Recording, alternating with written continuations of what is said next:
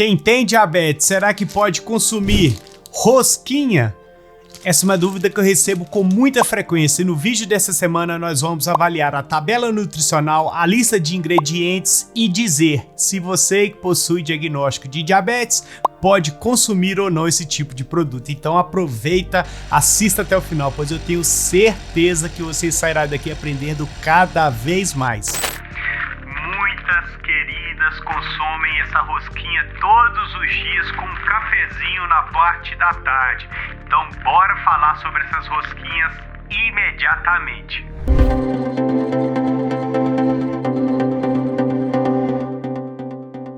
Olá, sou Edu Rodrigues, sou diabético tipo 1 há mais de 24 anos, sou farmacêutico e criador do canal Edu Diabetes, onde nós temos como propósito levar informação de uma maneira acessível e descomplicada a todos os diabéticos espalhados por todo esse nosso Brasil e também ao longo de todo o mundo, independentemente do tipo de diagnóstico de diabetes que você possa vir a ter. Pré-diabetes, diabetes tipo 1, diabetes tipo 2, diabetes gestacional, diabetes tipo LADA ou diabetes tipo MOD. Saiba que você é muito bem-vindo para poder aprender cada vez mais aqui no canal conosco, a evoluir a sua saúde, a melhorar o seu tratamento, a ganhar maior qualidade de vida, a entender mais sobre o mundo do diabetes e os alimentos, como que eles influenciam na glicose e assim ir evoluindo o seu tratamento cada vez mais. E no episódio do Quem Tem Diabetes dessa semana, nós vamos avaliar a rosquinha, que a gente encontra em todo o lugar e muitas pessoas acabam consumindo, achando que pode, que está liberado e que não tem problema nenhum. E hoje nós vamos avaliar a tabela nutricional e a lista de ingredientes e dizer se você realmente pode continuar comendo rosquinha todos os dias, tá ok? Então, inicialmente, nós vamos avaliar essa rosquinha aqui, que eu tenho as informações nutricionais, mas que vai ser muito parecida independentemente da região que você estiver. Por isso que é tão importante aprender a avaliar a tabela nutricional e também a ver a lista de ingredientes. Eu vou deixar a tabela nutricional aqui ao lado agora e nós podemos verificar alguns pontos importantes. Nós vamos avaliar uma quantidade de 30 gramas de rosquinha, que vai equivaler aí a 2 unidades dessa rosquinha aqui. E nós podemos verificar que em 30 gramas nós teremos 112 calorias, uma quantidade já bem expressiva em 2 rosquinhas apenas. Já em relação à quantidade de carboidratos, nós teremos por volta de 18 gramas de carboidratos, ou seja, mais da metade da quantidade total é fonte de carboidrato. Isso já acende um alerta muito importante. Em relação à presença de proteínas, 2,17 e gorduras totais, 3,25 gramas de gordura total. Na presença de fibra alimentar, apenas 0,89 gramas de fibra, ou seja, não possui tanta fibra alimentar assim. Então guarde essas informações. Já a lista de ingredientes é um ponto importante você começar a avaliar em todo o rótulo, que ela contém farinha de trigo, ou seja, já é uma farinha rica em carboidrato, por isso justifica essa presença maior de carboidrato por porção. Nós vamos ter ovos, por isso que a gente tem uma quantidade aí de proteínas e também gorduras. Vai ter margarina, por isso que aumenta ainda mais a quantidade de gordura total na tabela nutricional, além de açúcar, ou seja, carboidrato, sal e fermento. Então, respondendo a pergunta que eu fiz lá no início, o diabético deve evitar o consumo desse tipo de rosquinha, pois ele contém carboidrato que vai causar aumento da sua glicemia e vai contribuir para o descontrole da sua glicose. Muitas pessoas acabam aproveitando por ser um alimento prático que a gente coloca dentro de um pote e abre e come rapidinho, já está satisfeito e acaba comendo ao longo do dia 2, 4, 6 rosquinhas e isso vai acabar aumentando a sua glicose, descontrolando a sua glicemia, aumentando a sua hemoglobina glicada a médio e longo prazo e isso eu tenho certeza que você não quer.